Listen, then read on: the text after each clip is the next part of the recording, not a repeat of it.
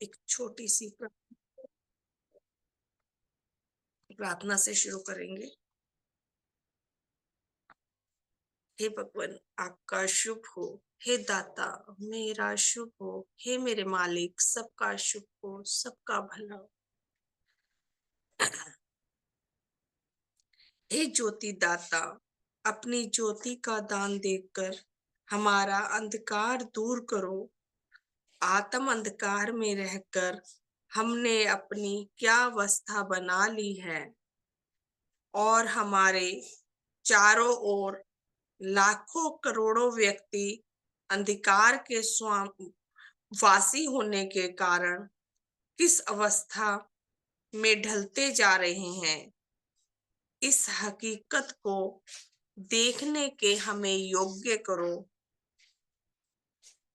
ऐसी शक्ति का दान दो कि हम अंधेरे में रहकर जो गंदी फितरत अपने भीतर भर चुके हैं, उसको अपने भीतर से दूर करने का हम यत्न कर सकें।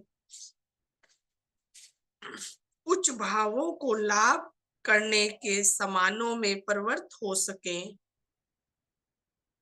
मनुष्य आत्मा बेसुधी की अवस्था में पड़े हुए अपने हाथों में तीव्र अनुरागों की छुरियां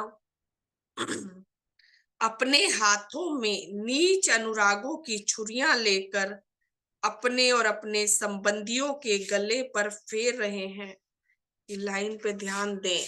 हम सभी नीच अनुरागों की छुरियां अपने और अपने संबंधियों के गले में फेर रहे हैं कि हम खुद तो होते ही हैं और दूसरों को भी हम उनके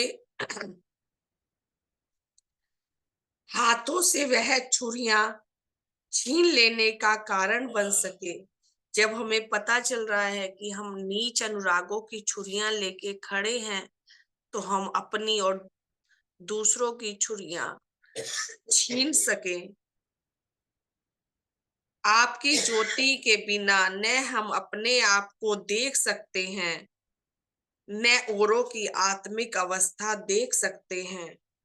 आपकी शक्ति के बिना न हम अपना भला कर सकते हैं, न औरों का भला कर सकते हैं। अपनी ज्योति और शक्ति का दान देकर हमें अपना और औरों का भला करने के योग्य करो।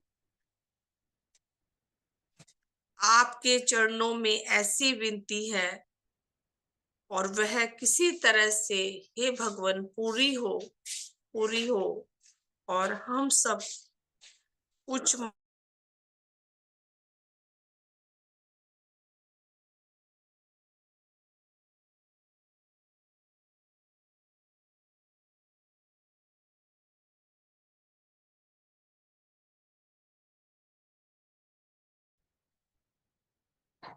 ये एक वचन की 2 लाइनें आती हैं। धर्म पाए बिना जीना जन्म अपना यह है खोना, मनुष्य होकर पशु रहना जन्म अपना यह है खोना।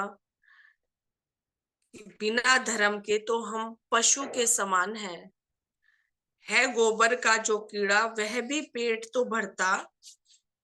सही हो लक्ष्य ये मेरा जन्म अपना यह है खोना, यही हो लक्ष्य मेरा। कि गोबर का कीड़ा भी अपना पेट तो गोबर का कीड़ा भी भर रहा है। हर जानवर, कहते हैं ना, अजगर करे ना चाकरी, तो खाना तो सभी जानवरों को ही मिल रहा है। तो हम इंसान है तो हमने क्या अलग कर लिया, खा पी रहे तो हैं। हक औरों के हर लेना, वे परहानि से खुश होना, मनुष्य से भेड़िया बनना जन्म अपना है ये खोना।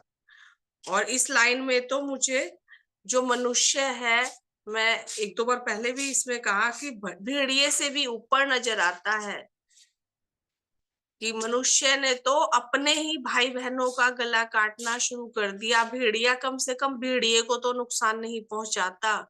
मनुष्य की हालत देखो कि वह तो अपनों को ही नुकसान पहुंचाने मारने पे तुला हुआ है।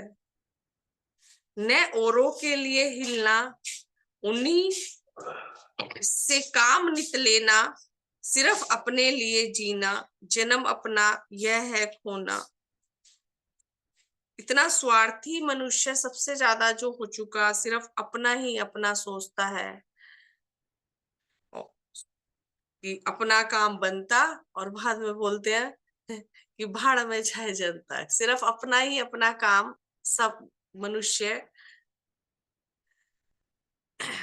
न उसके काम भी आना, और जिनके फैज नित पाना, मिसल जो चूसते हैं जन्म अपना यह है खोना। कि अगर धर्म पाए बिना जीना, जन्म अपना यह है खोना। तो अब हमारे लिए सबसे बड़ा चैलेंज है कि हमें जब धर्म का ज्ञान हो गया, कि बाकी दुनिया तो धर्म का ज्ञान ही नहीं है अभी। अधिकतर आप देखें, खुद से भी पूछ के, तो मुझे तो लगता है 70-80% का यही नहीं है कि अभी धर्म है ही क्या। सिर्फ पूजा पाठ, नमाज, रोजा, या जो भी अपने है वही धर्म को लेके जी रहे हैं। तो हम अपने आप को अगर सौभाग्यशाली मानते हैं कि हमें धर्म का पता चला है, तो उस पे हम कितना चल पा रहे हैं, ये भी हमारे गौर का विषय है। तो धर्म पाए बिना जन्म, भगवान अगर हमें धर्म का ज्ञान हुआ है तो उस पर हम चल भी पाए। ये हम सब की इस समय बहुत गहरी इच्छा है, जो भी हम यहाँ पर बैठे हैं, सुन रहे हैं, सुना रहे हैं, तो हम सबको धर्म का ज्ञान हो और उस पर चल पाए। तो इसी से मिलता जुलता मेरा आज का टॉपिक है, धर्म जगत में प्रवेश। तो देखें, अब हमें पता तो है, लेकिन अभी हम इसमें देखते हैं कि हम कहाँ पर खड़े हैं और कितना हम प्रवेश पा चुके हैं। मनुष्य जीवन दुर्लभ है। इस जीवन में यदि स्वस्थ शरीर के साथ स्वस्थ मस्तिष्क भी मिल जाए तो परम सौभाग्य है। साथ ही आर्थिक रूप से भी सुदृढ़ हो तो सौभाग्य ही सौभाग्य है। इन सब को प्राप्त करके भी यदि मनुष्य धर्म जगत से विलग महरूम रहता है, तो इस दुर्लभ जीवन के सभी सौभाग्य धीरे धीरे दुर्भाग्य में परिवर्तित होते जाते हैं। हमें सब कुछ मिल गया, हमें आर्थिक रूप से भी सक्षम है, शरीर भी ठीक ठाक है, मस्तिष्क बहुत अच्छा है, और उसके बाद भी अगर हमें धर्म का पता नहीं है और हमें पता चल गया है और फिर भी हम उससे महरूम हैं, तो इससे बड़ा दुर्भाग्य कोई हो नहीं सकता। कि सारी चीजें मिलके हम बहुत खुश हैं और हमें इसी का ज्ञान नहीं। तो आइए देखें, धर्म जगत में प्रवेश कौन कर सकता है और उसमें प्रवेश करने के लाभ क्या हैं। सबसे पहले देखें, धर्म है क्या। प्राय इंसान पाठ, पूजा, विश्वास और चिन्हों आदि को ही धर्म समझता है, परंतु धर्म का क्षेत्र तो बहुत व्यापक है। धर्म आत्मा की उच्च व श्रेष्ठ अवस्था का नाम है। कितनी इतनी छोटी सी परिभाषा, डेफिनेशन कहे ना धर्म की, कितनी प्यारी और सुंदर दी है कि धर्म है क्या, बाकी उसे हम कितना समझ पाए। फिर से यही, धर्म आत्मा की उच्च व श्रेष्ठ अवस्था का नाम है कि हमारी आत्मा अंदर से कितनी श्रेष्ठ है, तभी हम धर्म को मान पा रहे हैं। शारीरिक स्वास्थ्य की परिभाषा है शरीर के सभी अंगों का सुचारू रूप से कार्य करना। इसी प्रकार इंसान के हृदय में जितना धर्म होगा, उतना ही उसका जीवन श्रेष्ठ होगा, उसके आत्मिक अंग ठीक से कार्य करेंगे। जीवन में यह उच्च व श्रेष्ठ अवस्था उच्च व आला भावों से आती है। धर्म को पाने का नियम बताया। जिस तरह से शरीर की क्या, स्वस्थ शरीर की क्या डेफिनेशन है कि सभी अंग सही से काम कर रहे हैं, हम चल रहे हैं, खा रहे हैं, तो हम स्वस्थ हैं। अब अगर हमारी आत्मा उच्च व श्रेष्ठ है और वह उच्च भावों पे चल रही है, उच्च भाव जितने ज्यादा होंगे, हृदय उतना ही धर्मवान होगा। वस्तुतः धर्म आत्मिक स्वास्थ्य की पहचान है कि जो धर्म है उसमें आत्मिक स्वास्थ्य है कि हम कितने स्वस्थ हैं, आत्मिक रूप से हमारे अंग कितने सुचारू रूप से काम कर रहे हैं, आत्मिक रूप से, वो उतना ही अधिक होगा जितना वह उच्च भावों से जीवन जिएगा। तो ये अब हमारे लिए है कि हम कितना जीवन जी रहे हैं। अब वो बेचारे अगर देखें तो 70-80% मेरे हिसाब से जो दुनिया है उसे मालूम ही नहीं है। हाँ, अंधेरे में एक आधा है कि उसको रोशनी की किरण दिखती, ऐसा नहीं है, काफी उसमें काफी हो सकते हैं कि अगर वो पूजा पाठ कर्म कांड कर रहे हैं उसके साथ साथ वो अच्छे कर्म भी करते हैं, पर वो एक ही पक्ष में है। कोई दान दे रहा है या कोई बीमारों की सेवा या किसी भी एक ही पक्ष में चला जा रहा है। हमें तो भगवान ने कहाँ पहुंचा दिया कि पांचों पक्ष में कहा, और भी हमें कहा कि हम पहले अपनी अवस्था ठीक करेंगे तो दूसरों का भी कर पाएंगे। तो फिर हमारे लिए तो बहुत ज्यादा चैलेंज है कि हम कहाँ पर खड़े हैं। तो हम अपने को देखें कि हमने कहाँ तक प्रवेश किया है धर्म जगत में।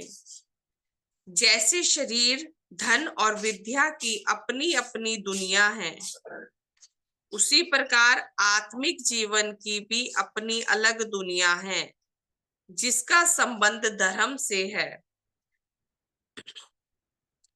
विद्या, धन एवं शरीर की रक्षा विकास के नियमों को तो वैज्ञानिकों ने बहुत मेहनत व त्याग से खोज लिया, किंतु अब धीरे धीरे धर्म का विशुद्ध रूप भी हमारे समक्ष आना चाहिए।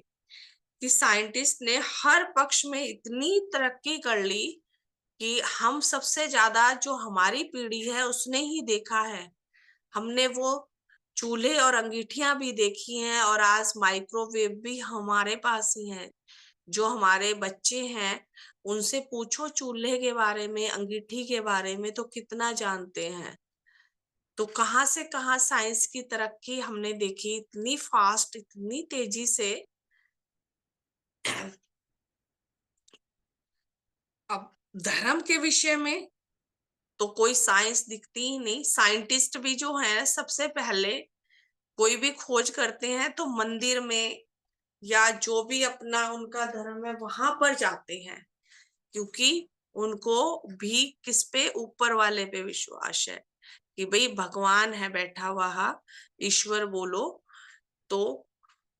और ठीक है, इसमें भी कोई बुराई नहीं है कि किसी शक्तियों को तो वो मान रहे हैं, ना से तो अच्छा है, ना कुछ करने से तो अच्छा है। लेकिन अपने अंदर कितना धर्म ला पाए, उच्च भावों में जो मेन है, अपने हृदय में जो धर्म है वो कितना हम ला पाए।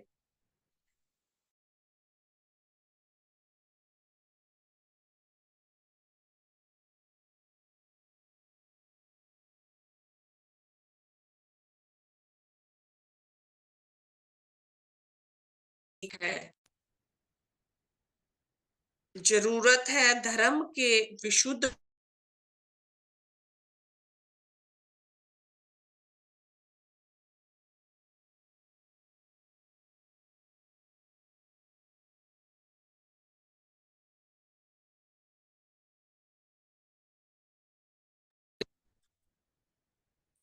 आंटी जी आवाज नहीं आ रही है। आवाज नहीं आ रही, क्या कारण? अभी आ रही है, नहीं आ रही? अब आ रही है। ओके। नेटवर्क का होगा प्रॉब्लम। तो यहाँ पे बताया कि हम संसारिक सुखों व सम्मानों को बढ़ाने के लिए धर्म का प्रयोग हमारे आत्मिक अंधेपन, पिछड़ेपन व अज्ञानता का प्रतीक है। कि हम जितने भी सुख सम्मान हैं, तो उसमें जो धर्म का प्रयोग करते हैं कि पूजा पाठ करिए हमें ये मिल जाएगा, हमें ये सुख मिल जाएगा, तो वो सब क्या है? आत्मिक अंधेपन और पिछड़ेपन का प्रतीक है। तो इसी में ही है कि दोनों प्रश्नों के उत्तर हमें देखने हैं कि धर्म जगत में प्रवेश कौन कर सकता है। सबसे पहले धर्म जगत यानी आत्मिक जगत में प्रवेश वह पा सकता है जिसका हृदय अधिकारी हो। कोई हृदय उतना अधिकारी होता है जितना वह अहम से खाली होता है। तो ये ना क्वेश्चन मेरे मन में बहुत बार आता है कि भगवान ने कहा कि भाई अधिकारी हृदय कुछ ही होते हैं, 2%, जैसे कि हमारे यहाँ पे बताया जाता है। तो अब उसमें मुझे यही लगता है कि हम जो इतने यहाँ पे बैठे हैं, तो हम में से कौन अधिकारी है? 2% बोलते हैं ना। तो वो मेरे मन में चलता रहता है कि तो अब देखिए इसका भी हमें यहाँ पे उत्तर मिल रहा है कि हम अपने को अधिकारी कैसे बना सकते हैं, या जो हमें जमा पूंजी मिली है उसको हम कैसे बढ़ा सकते हैं। क्योंकि हमें यहाँ पर भगवान की रोशनी, भगवान मिल गए हैं। तो भगवान मिल गए हैं, उसका हमने कितना लाभ लिया, तो हम कितने अधिकारी बन सकते हैं। तो जिसका हृदय अधिकारी हो, कोई हृदय उतना ही अधिकारी होता है जितना वह अहम से खाली होता है। हृदय की अधिकारी अवस्था व उसके स्तर भी समय के साथ बदलते रहते हैं। इसलिए किसी भी हृदय का अधिकारी होना इस अवस्था को संभाल कर रखना है और अधिकार तत्व को बढ़ाते जाना उसका परम सौभाग्य है। कि अब हम ये सोचें कि अब अधिकारी हृदय ऐसा कुछ लिखा तो होगा नहीं किसी के उस पे कि हाँ भाई ये हृदय, तो वो उसके अंदर के भाव ही हैं जो उसको अधिकारी बनाते हैं और वो आगे और बन सकता है। कि अगर उसने जो थोड़ी भी जमा पूंजी उसे मिली है, कोई तो है उसे बिल्कुल ही अपने पूर्वजों से मिला ही नहीं, ना दया का भाव है, ना उसके अंदर प्यार है ना। तो अब जिनको मिला है, तो वो कितना अपने आसपास के कैसे लोगों के बीच में रह रहे हैं, तो वो उतना ही उसको बढ़ा सकते हैं। और उसमें उसका अहम है कि वो ये करते हुए अपने अंदर अहम पाल ले कि मैं बहुत अच्छा हूँ, मैं ही पूजा पाठ कर रहा हूँ, तो फिर वो कहाँ तक टिक पाएगा धर्म जगत में। ये भी उसके लिए एक क्वेश्चन मार्क है। तो फिर आगे उसको कितना, यही है कि हम संभाल कर रखें। एक है कि फर्स्ट आना एक बहुत बड़ी बात है क्लास में। मैं थोड़ा अपने एग्जाम्पल स्कूल के ही ज्यादा आ जाते हैं पढ़ाते हुए।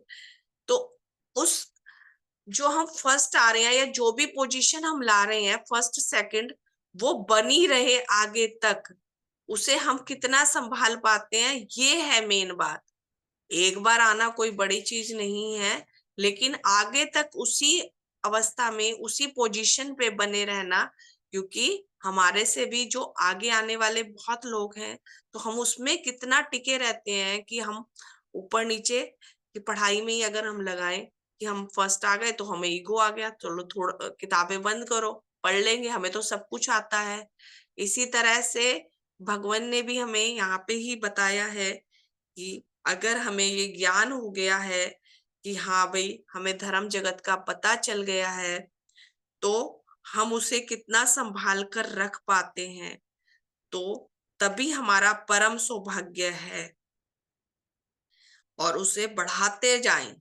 संभाल के रखने के साथ वही है कि अगर फर्स्ट बच्चा आ रहा है तो वो ये सोचे कि इससे ऊपर मैं क्या जाऊंगा, अब वो फर्स्ट 90% पे आ रहा है तो परसेंटेज तो बढ़ा सकता है। उसके पीछे जो सेकंड वाला है वो 89 पे कब उसे पार कर जाएगा, उसकी भी छोड़ो, चलो वो पीछे ही है, 89 पे ही है। लेकिन 90 वाला 92 95 इससे आगे तो बढ़ सकता है, उसके पास ऑप्शन है कि वो ये ना सोचे कि हाँ भाई मैं यहाँ तक पहुंच गया हूं, तो उसे कितना आगे बढ़ा सकते हैं हम। धर्म जगत में प्रवेश करने हेतु अधिकारी आत्मा को यह तथ्य हृदय से हृदय में ग्रहण करना होता है, मैं केवल शरीर नहीं आत्मा भी हूं। इसके आगे वह पहला कदम तब रखता है जब इस तथ्य को आत्मसात करता है, मेरी हस्ती में आत्मा मुख्य है और शरीर गौण है। तो अब हम सब ये रोज सुनते हैं, और खास करके हमारे लिए कि वही है कि श्रीमान जी कहते हैं ना कि हम तलवार की धार पे चल रहे हैं। अब हमें तो ज्ञान हो गया, जिन्हें नहीं है उनकी अवस्था अलग है। जबकि भगवान ने कहा भी है कि चाहे हम जाने में गलती करें या अनजाने में, सजा एक ही है। अब जिनको नहीं पता उनके लिए तो बहुत दुख महसूस होता है कि काश भगवान वो समय बहुत जल्दी आ जाए कि सबको आत्मा का ज्ञान हो जाए और पता चले कि हम सारा दिन इसी शरीर के लिए जी रहे हैं। सुबह उठते हैं, नहाना धोना खाना पीना, सारा दिन हमारा काम इसी शरीर को लेकर है। आत्मा का तो पता ही नहीं है, वो तो अंदर बैठी है, पता नहीं, दिख ही नहीं रही है। और जो दिख रहा है उस पे भी हम कितना अच्छे से काम कर रहे हैं। ये भी है कि शरीर के लिए भी हम कहाँ रहते हैं कि स्वाद अनुरागों में ही चले जाते हैं, तो वो शरीर का ही नहीं अभी तो भला हम ढंग से कर पा रहे। तो हमारे लिए तो और भी गहराई है कि अगर हमें आत्मा का ज्ञान हो गया है तो उस पे हम कितना काम कर रहे हैं, ये हमें जब पता चल गया कि शरीर कौन है और आत्मा मुख्य है। धर्म जगत में प्रवेश तभी मिलता है जब वह अपने मन से यह स्वीकार कर लेता है कि मैं शारीरिक सुखों की तृप्ति में ही उम्र बर्बाद नहीं करूंगा, वरन आत्मा को भी खुराक दूंगा। ये अब हमारे लिए है, ये जो हम सब सुन रहे हैं और जो मैं पढ़ रही हूँ सबसे पहले तो उसके लिए है जो सुना रहा है कि हम सारा दिन शारीरिक सुखों में ही उम्र बर्बाद करते हैं। तो हम कर रहे हैं नहीं कि मैं नहीं करूंगा शारीरिक सुखों में। अब अपना आंकलन और विश्लेषण है। सबसे पहले तो मेरे को अपने ऊपर ही है कि हम पूरा दिन करते क्या हैं। अपनी आत्मा को भी खुराक दूंगा। खाना सभी खा रहे हैं, हम जहाँ यहाँ पे जो बैठे हैं तो वो जरूरी भी है, शरीर की जरूरत है, उसके बिना हमारे लिए हमें कमजोरी आ जाएगी। व्रत भी रखते हैं तो हम ये सोचे, उसमें भी सोचते हैं ये खा ले वो खा ले। तो अगर नहीं भी रख रहे तो सारा दिन फिर तो हम खाने पे ही हैं कि जो ये व्रत भी आए फास्ट भी ये सब एक साइंस बन के आए थे। हमने कर्म का नाम किया।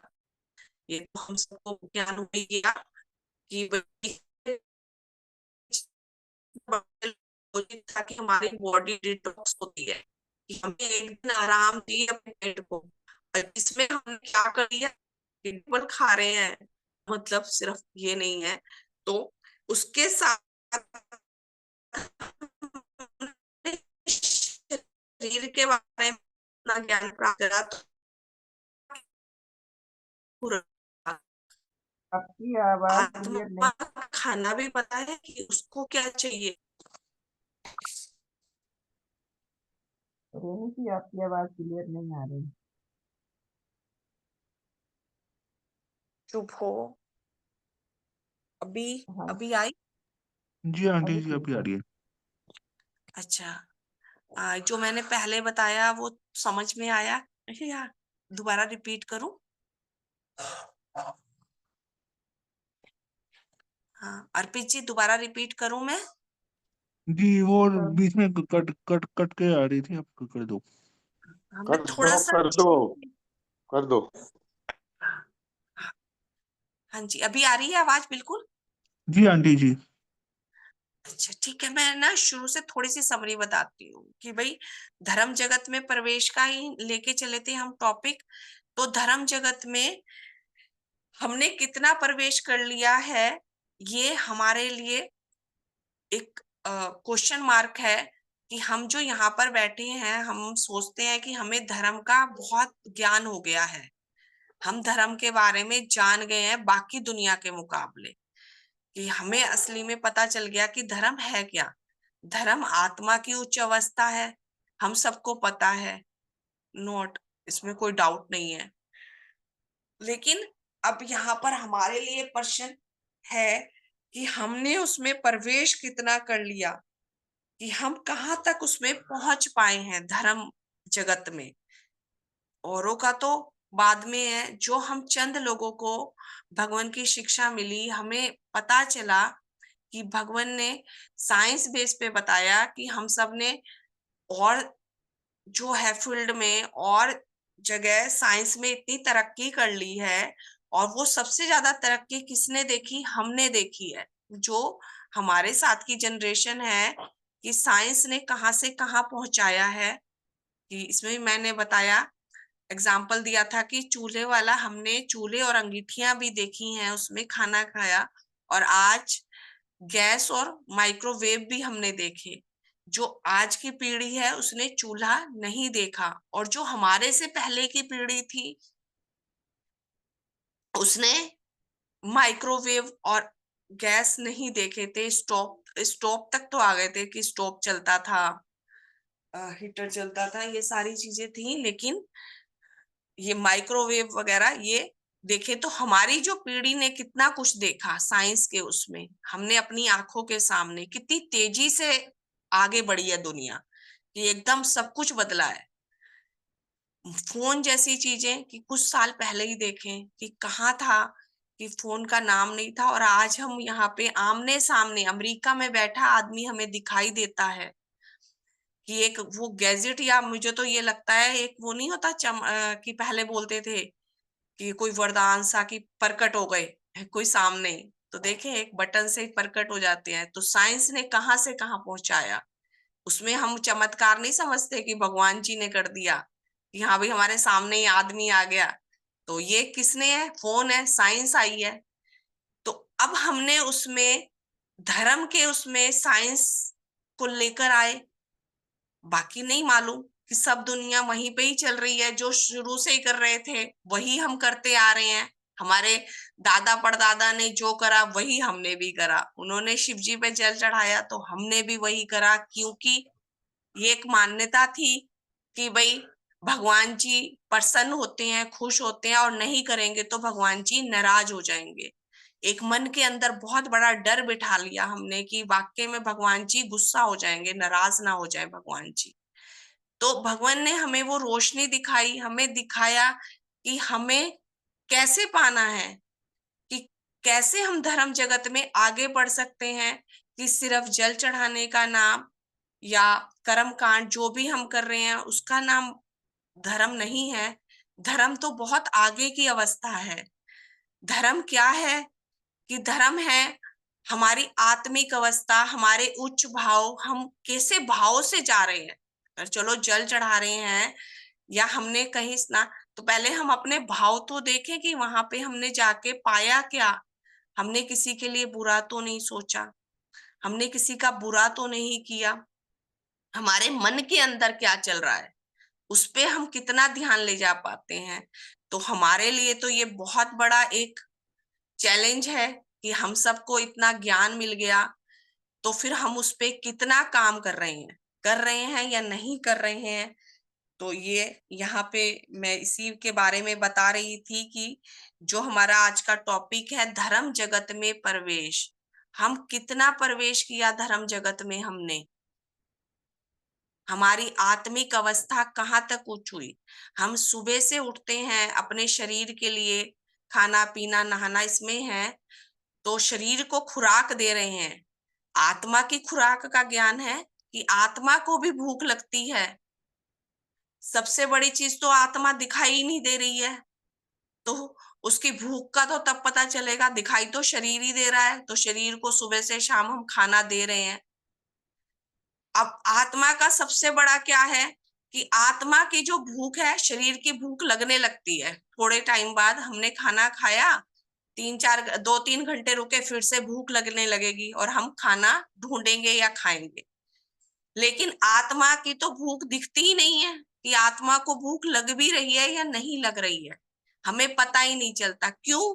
क्योंकि आत्मा की भूख का हमें तब पता चलता है जब हम उसको खुराक देते हैं, उसके बाद उसकी भूख बढ़ती है। उल्टा है कि अब हमने कोई भी अच्छा काम करा तो उसके बाद हमारी इच्छा होती है कि हम और करें। हमने किसी को खाना खिलाया भूखों को, तो खिलाने के बाद हमें लगता है कि हम और सेवा करें, इनको कपड़े भी दे दें, इनकी बीमारी का भी इलाज कर दें। तो आत्मा की भूख का हम जो है वो उसको समझ पाए, आत्मा की खुराक को, तो हम दे पाते हैं या नहीं दे पाते, या हमारी आत्मा भूखी ही बैठी है। तो देखें कि खुद तो हम खाए जा रहे हैं, आत्मा को भी दे रहे हैं नहीं दे रहे हैं खुराक, कि वो कहीं अंदर बेचारी भूखी प्यासी बैठी है सदियों से। तो यहाँ पे है कि अपनी आत्मा को भी खुराक दूंगा, ये लिखा है। उपयुक्त संकल्पों को जब तक कोई इंसान साथ देता है तभी तक धर्म जगत में हरा भरा रहता है। ये सारी बातों पे जो हमने कहा चलते हैं तभी वह हरा भरा रहता है। अनंत स्वतः वह आत्मिक दुनिया या धर्म जगत से बाहर चला जाता है और उसकी अमूल्य बरकतों से वंचित हो जाता है। तो असली में धर्म जगत में हम तभी जा सकते हैं जब हम अपने आप को समझ पाए कि हम कितना धर्म में गहरे उतरे, हमने आत्मिक अवस्था को कहाँ पहुंचाया। धर्म जगत में प्रवेश करने के लाभ क्या हैं? अब नेक्स्ट क्वेश्चन आता है, धर्म जगत में प्रवेश करने के लाभ क्या हैं? तो अभी अगर हम ये क्वेश्चन करें तो हम बड़ी जल्दी जल्दी आंसर दे देंगे उसके कि हाँ भाई, अगर हम धर्म जगत में प्रवेश करेंगे तो हमें ये मिलेंगे। तो यहाँ देखते हैं श्रीमान जी ने क्या लिखा है। धर्म जगत में प्रवेश पाकर इंसान अमूल्य बरकतों का स्वामी बन जाता है। सबसे पहले इंसान का ध्यान अपनी हस्ती के मुख्य व सार पक्ष यानी अपनी जीवनी शक्ति या आत्मा की ओर जाता है। वह जीवन के सत्य लक्ष्य के प्रति सचेत हो जाता है। उसके लिए उसके विभिन्न फैसलों का आधार आत्मिक लाभ व हानि हो जाता है। वह आत्मिक कमाई की फिक्र करता है जो इस लोक व परलोक में भी काम आती है। तो ये धर्म जगत में प्रवेश के फायदे हैं। तो हम भी इसे अपना पाए कि इतने फायदे मिलते हैं तो हम धर्म जगत में अच्छे से प्रवेश कर पाए। मनुष्य अपने जीवन में शरीर, विद्या बल वे धन बल को बढ़ाकर प्राय अहम भाव को पालता है। जितनी भी हम तरक्की करते हैं जो बाहरी रूप से, तो उसमें जो है अहम बहुत जल्दी आता है और आत्मिक में भी आ जाता है। अहम तो पता ही नहीं कहाँ से कब आ जाता है। मैं खुद ही कितना ही सोचती हूँ कि मतलब बार बार प्रार्थना करती रहती हूँ कि हे भगवान अहम से बचाना, लेकिन पता नहीं कहाँ इतनी बारीकी से आ जाता है। वो बाद में जब हम अपना विश्लेषण करते हैं रात को बैठ के या सुबह की हमने पूरे दिन में क्या किया, तो कहीं ना कहीं दिखता ही दिखता है। अब देखें उस पे हम और काम कर पाए, बहुत गहरी ये मेरी प्रार्थना है कि, और बाहरी रूप से तो बहुत ही ज्यादा आता है कि हमने कहीं तरक्की कर ली पद में, पैसे में। ये सारे बल उसकी आत्मा को पतित करने का कारण बनते हैं। जो भी बाहरी हमें बल मिलते हैं, विद्या बल, धन बल, ये सब धर्म जगत में प्रवेश पाकर उसकी ये सारी शक्तियां उसकी आत्मा के भले में सहायक होने लगती हैं। वे आत्मिक विकास की राहें खुलनी आरंभ होती हैं। कि अगर हम धर्म जगत में प्रवेश करते हैं तो जितनी भी हमें ये शक्तियां मिली हैं, जो भी हमें विद्या बल, धन बल, तो ये आत्मा में सहायक होती हैं। और आत्मा के विकास में अगर हमें धर्म जगत में अगर हमने प्रवेश कर लिया, इंसान स्वयं को धन्य धन्य महसूस करने लगता है, क्योंकि धीरे धीरे उसकी आत्मा का बल बढ़ने लगता है। इसी कारण उसे जीवन जीने में रस आने लगता है। उसे एक विशेष आत्म संतुष्टि का अनुभव होने लगता है। जब वह धर्म जगत में प्रवेश कर लेता है तो उसको कितना कुछ मिलने लगता है कि उसका आत्मा का बल अपने आप बढ़ने लगेगा। वो एक अपने आप को सेटिस्फाई महसूस करता है कि उसको संतुष्टि का अनुभव, एक अलग ही आनंद का अनुभव होता है। इंसान के हृदय से अनुचित भय शंकाएं सभी समाप्त होने लगती हैं। वह निर्भय होकर जीवन जीता है। कोई डर ही नहीं रहता। जब हम झूठ नहीं बोल रहे तो हमें कोई डर ही नहीं। हम आज भी कल वही बात बोलेंगे, कल भी वही बात, क्योंकि वो इंसान डरेगा ना, झूठ बोला, उसको याद ही नहीं है उसने क्या बोला था 10 दिन पहले। तो सारा डर ही खत्म हो जाता है मन से, क्योंकि हमें पता है हमने कल भी वही बात बोली थी, तो आज भी हमने वही बोलनी है। उसके मन से मृत्यु का भय भी निकल जाता है। तो काश हम सभी धर्म जगत में प्रवेश पाने की आकांक्षा को और गहरा कर सकें, उसकी अमूल्य बरकतों को प्राप्त करके दुर्लभ मनुष्य जीवन को सफल व सार्थक बना सकें। ऐसी है शुभकामना। ये हमें ब्लेसिंग मिल रही है इस समय भगवान की। और ऐसा लगता है मुझे तो जो सुबह के साधनों में तो बहुत ही, क्योंकि एक तो मैं कम जुड़ पाती हूँ रात वाले में भी, और जो सुबह का समय भगवान ने भी बताया कि बहुत ही पवित्र होता है। हर ही धर्म में ये बताया गया, तो कोई भी धर्म हो, देखिए सबसे पहले कहते हैं धर्म मतलब कि जिसको भी जो मान रहा है, तो सुबह का समय अमृत वेला ऐसे बोला जाता है कि कोई कुछ इस समय को बोलता है। तो इस समय भगवान की भी हमें बहुत ज्यादा जो है शुभकामनाएं और ब्लेसिंग मिल रही हैं कि हम सब धर्म जगत में प्रवेश कर पाए। अगर हमें भगवान ने इतनी शिक्षा दी है, धर्म का ज्ञान बताया है, तो हम उसमें प्रवेश भी करें, तभी है हमारा। खाली ये नहीं कि हमें धर्म का पता चल गया कि हाँ भाई धर्म है क्या।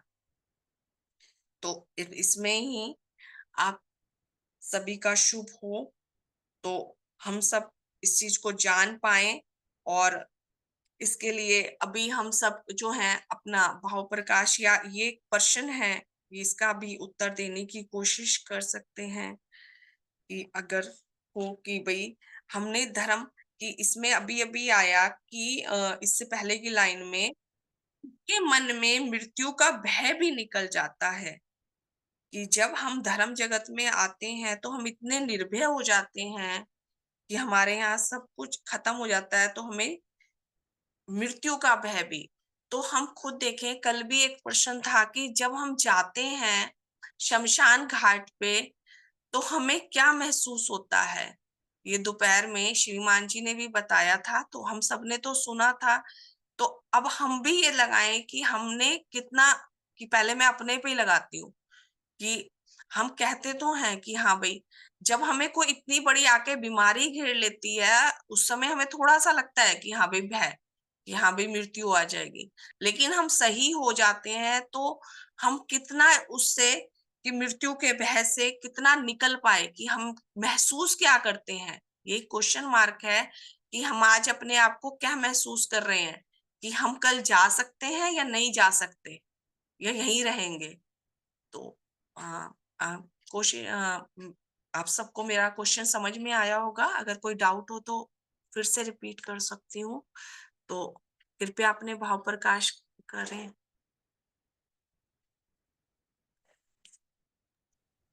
शुभ हो, शुभ हो। हाँ जी।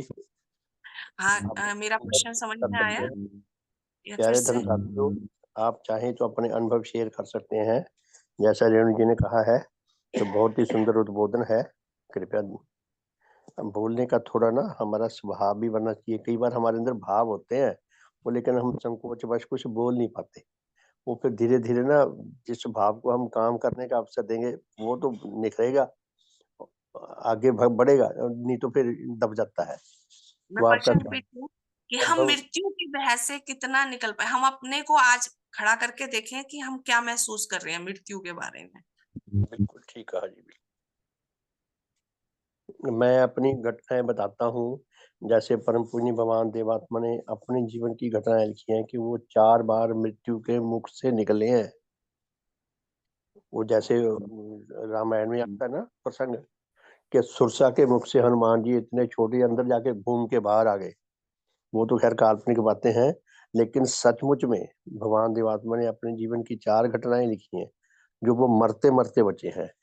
मेरे साथ भी 3 घटनाएं, आप सबके साथ, हर एक के साथ कोई ना कोई घटना जरूर होती है ऐसी। मेरे साथ 3 घटनाएं ऐसी ऐसी बीती हैं जो समझो मरते मरते बचा हूँ। और उस पल मुझे क्या महसूस हुआ ये बताना बहुत जरूरी है। वैसे भी कि मृत्यु को लेकर बहुत धारणा लोगों में गलत है। एक बार मैं फिरोजपुर से, बठिंडा से फिरोजपुर डेली जाया करता था। जब जॉब में ट्रांसफर मेरी फिरोजपुर में हो गई थी, तो एक बार सुबह सुबह मैं घर से निकला 5-1 बजे, अभी अंधेरा ही था। तो रेलवे फाटक से मैंने देखा वो मेल ट्रेन थी जिसको मुझे पकड़ना था, कि वो चल पड़ी। तब वो स्टीम इंजन से चल रही थी। तो मैंने सोचा मैं भाग के अभी पकड़ लेता हूँ आगे से, अभी तो ये धीरे धीरे सरकेगी आगे को। मैंने जाकर जी ट्रेन के डिब्बे को पकड़ा, इतनी शक्ति उसने झटका मारा, मैं धड़ाम से नीचे, और नीचे रेल लाइन के नीचे तक चला गया था। शुक्र है कि मेरे मुझे कोई गाड़ी का कोई हिस्सा मुझे शरीर को नहीं टकराया, लेकिन मैंने किसी को ये बात बताई नहीं। घर आ गया मैं, और 15-20 दिन मेरी बॉडी में बुरी तरह दर्द रहा, और रगड़ भी लगी शरीर में जगह जगह। लेकिन उस क्षण मुझे बिल्कुल ऐसा एहसास नहीं हुआ कि भी मैं मौत के मुंह में खड़ा हूँ। पता नहीं कैसी कमाल की बात है। एक बार मैं शिमला में था, बर्फ के दिनों में, मेरे ऊपर सर्दी का अटैक हो गया जब मैं ड्यूटी पे बैठा था। जैसे दौरा पड़ जाता है, तो मुझे लोगों ने पकड़ पकड़ के जगाया भी, ये बेहोश ना हो जाए। उसके बाद फिर जब मुझे थोड़ी सी होश आई, तो मैंने उन्हें कहा कि मुझे ना 3-4 कप गरम गरम चाय पिलाओ, बड़ा गिलास भर के। तो मैंने वो चाय पी, बड़ा गिलास भर के। कहाँ से, तो कुछ दिनों में मैं ठीक हो गया। मेरे नाखूनों में, पैर के नाखूनों में और हाथ के नाखूनों में बहुत दर्द रहा। लेकिन उस पल मुझे बिल्कुल कुछ नहीं पता चल रहा था कि मैं मर गया हूँ या मरने वाला हूँ। बिल्कुल नहीं पता चला। ऐसा लगा जैसे हम गहरी नींद में सोते हैं, हम डेली मरते हैं। मरना क्या है, कुछ नहीं है। हमारी शक्तियां जो है वो रेस्ट की अवस्था में आ जाती हैं। तो हमें ऐसा लगता है ये तो टेम्परेरी फेज, हमें पता भी सवेरे फिर जाग जाएंगे। लेकिन एक स्थान ऐसा है जहां से फिर लौट के कभी वापस नहीं आएंगे। तो हमें उसके लिए कितनी गहरी तैयारी करने की जरूरत है। और हमारा कितना बड़ा सौभाग्य है कि पुण्य भगवान ने हमें वो मार्ग दिखा दिया। तो इसी तरह एक बार ऐसा हुआ, जैसे आजकल फरवरी का महीना चल रहा है, मैं बठिंडा में, लगभग 50 साल पहले की घटना है, उससे भी ज्यादा पहले की। तो रात को मैं हमारी दुकान में सोया करता था सर्दियों में। तो सर्दी जा रही थी, धीरे धीरे हल्की हल्की गर्मी आ रही थी। तो फरवरी के महीने में मुझे अच्छी तरह याद है, तो मुझे ऐसा लगा कि भी मौसम में ना सर्दी है नहीं अब। तो मैंने रजाई अपने पैरों के पास रख ली, और एक छोटा सा कंबल लेकर उसका सूती मैं लेट गया। रात को सो गया। रात को 1-1:30 बजे, 2 बजे तक धीरे धीरे बॉडी के अंदर इतनी सर्दी भर गई, और अब इतना बुरी तरह मैं कांप रहा हूँ सर्दी के कारण। बहुत मेरी कंपन बहुत ज्यादा मेरी बॉडी में बढ़ गया, और टेम्परेचर बहुत ज्यादा बढ़ गया। मुझे ऐसा लगा भी अब तो गए। बस अचानक जैसे ना सहायकारी शक्तियां सहायता देती हैं कहीं ना कहीं से। मुझे तो ऐसे ही लगता है कि किसी ने ना जैसे सुझा दिया हो। मैं रात को दूध रखा करता था 1 कप चाय का, सवेरे उठ के 5 बजे तो चाय पीता था मैं दुकान पे हीटर पे लगा के। तो मैंने जी चाय बनाई, एक बड़ा गिलास भर के, और पहले तो चाय को अपने मुंह पे जाके मैंने सांसों के द्वारा उसकी भाप को अंदर खींचा, फिर वो चाय पी ली मैंने, फिर मैं रजाई में लेट गया और घंटा 1.5 घंटे बाद बिल्कुल ऐसे हो गया जैसे कुछ भी नहीं हुआ, सचमुच में। तो ये ऐसी ऐसी घटनाएं आप सबके साथ भी हो सकते हैं। हमें ये देखने वाली बात है कि हमने कोई भी अच्छी या बुरी घटना, कोई भी अच्छा या बुरा दृश्य जो हमारे सामने आता है, जैसे हालात सामने आते हैं, हमने उनसे सीखा क्या, हमें क्या सीखना चाहिए। हमारा जीवन बहुत मूल्यवान है, इसकी जितनी कीमत आकी जाए उतनी कम है। अपने जीवन की रक्षा और विकास के लिए हमारा अपना सबसे ज्यादा बड़ा कर्तव्य है। वो बसों में लिखा होता ना कि सवारी अपने सामान की आप जिम्मेवार है, मानो ऐसा लगता है नेचर रूपी बस में ये लिखा हो कि सवारी अपनी जान की आप जिम्मेवार है। प्रकृति माता ने जिसने हमें जन्म दिया है, लाखों करोड़ों वर्ष संग्राम किया है एक एक जीव को पैदा करने के लिए, हम इस बात को समझें। हम अपनी पीछे की हिस्ट्री देखें, हमारी लाइफ जो ट्रेवल करके आई है, कहाँ से आई है। करोड़ों साल पहले इस धरती पर जब अमीबा पैदा हुआ, पहला जीवन का दिया वो जला था, वहां से जीवन की लाइट ने ट्रेवल करना शुरू किया था। वो ट्रेवल करते करते करोड़ों सालों के बाद हम तक पहुंची है, बीच में कहीं डिसकंटिन्यू नहीं हुई, कहीं से उसका कनेक्शन कटा नहीं। हमारे तक आते आते करोड़ों साल का पीछे लाइट का ट्रेवल है और नेचर का संघर्ष है हमें बचा के रखने का, कि ये जो जीवन जागा है अमीबा की शक्ल में, ये बुझ ना जाए, फिर ये धरती बेजान ना हो जाए। तो नेचर का बहुत बड़ा संघर्ष है करोड़ों साल का हमें पैदा करने के लिए, और बहुत बड़ी लाइफ जीवन की यात्रा का बहुत बड़ी ये ट्रैवल है, यात्रा ये जो हमारे तक आई है। और ये हमारा पहला जन्म है, यही अंतिम जन्म है। इसी जन्म में हम चाहे अपने आप को सदा के लिए मार डालें, नष्ट कर दें, मर जाएं, चाहें तो अपने आप को अमर कर दें। और भगवान हमें मिल गए, ऐसी शिक्षा मिल गई, ऐसे प्रभाव मिल गए, ऐसे देवात्मा मिल गए, ऐसा वातावरण मिल गया, ऐसे धर्म संबंधी मिल गए, ऐसे ग्रंथ मिल गए, ऐसे हमें यज्ञ मिल गए। हम कितने सौभाग्यशाली हैं। हम अपने सौभाग्य को महसूस करें और गहरा संग्राम करें अपने आप को बचाने का, तो औरों के लिए भी सेवाकारी बनने का, उनको भी बचाने का, क्योंकि हमारा जो भला होगा दूसरों के सेवा करने की उनके माध्यम से हम तक आएगा। ऐसा नहीं हम अपने आप को बचाने का प्रयास तो करते रहे, बाकी चाहे भाड़ में जाए, उससे काम नहीं चलेगा। धर्म यही है, जैसा ही शुरू में ही हम सबने सुना, धर्म पाए बिना जीना, जीवन अपना ये है खोना। बहुत ही शाश्वत, बहुत ही सारगर्भित, बहुत ही चैलेंजेबल मैं तो कहूँगा ये शब्द है। धर्म क्या है? धर्म भी एक मेडिकल साइंस है, आत्मा के रोगों को ठीक करने की, प्रत्येक अंग की साफ सफाई करने की, उसको स्वस्थ बनाने की, उसको शक्तिशाली बनाने की। हमारी आत्मा का प्रत्येक अंग धीरे धीरे धीरे धीरे लाखों करोड़ों सालों में विकसित हुआ है। तो नेचर ने हमारे शरीर के प्रत्येक अंग को जैसे विशेष कार्य सौंपा है, उसी तरह हमारे आत्मा के प्रत्येक अंग को भी एक विशेष काम करने के लिए सौंपा है कि वो विशेष कार्य करे। तो धर्म का काम यह है कि आत्मा को पूरी तरह 100% करके धर्म जगत में हमें खली जैसा पहलवान बना दे। खली पहलवान शरीर से है ना, हम धर्म से पहलवान बने, धर्म धर्म को जी सकें हर सूत्र के द्वारा, और भगवान हमें यही बनाना चाहते हैं। तो बहुत सुंदर उद्बोधन, बहुत ही सुंदर उद्बोधन, बहुत बहुत धन्यवाद। हाँ जी, आप कोई शुभकामना, अपना आप कोई अपना अनुभव शेयर करना चाहें तो स्वागत है, नहीं तो फिर शुभकामना करके आज के साधन को विराम देंगे। शुभ हो। ठीक है जी, फिर समय भी हो गया। अच्छा, हाँ जी अर्पित जी। जी शुभ शुभ। ये पूछना था कि आंटी जी ने ये कहाँ से वो पढ़ा था? हाँ जी रेणु जी, अर्पित जी आपसे कुछ पूछ रहे हैं कि आपने लेख ये कहाँ से पढ़ा है। नया सवेरा से बेटा। यस, मेरा नई सोच मेरा से पढ़ा होगा। हाँ, वो जो मैं कंटिन्यू कर रही हूँ उसी में ही आगे का चैप्टर है, ये 34 है मेरे ख्याल से। कौन सा खंड है ये?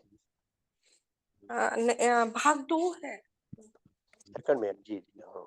तो ये 4 खंड छप चुके हैं, पढ़े, बहुत ही सुंदर है, बहुत सारगर्भित है। और बहुत ही सरल शब्दों में जो हमें भाषा बड़े आराम से समझ आ जाए, तो भाग बहुत तो है धन्यवाद। और चैप्टर इसका है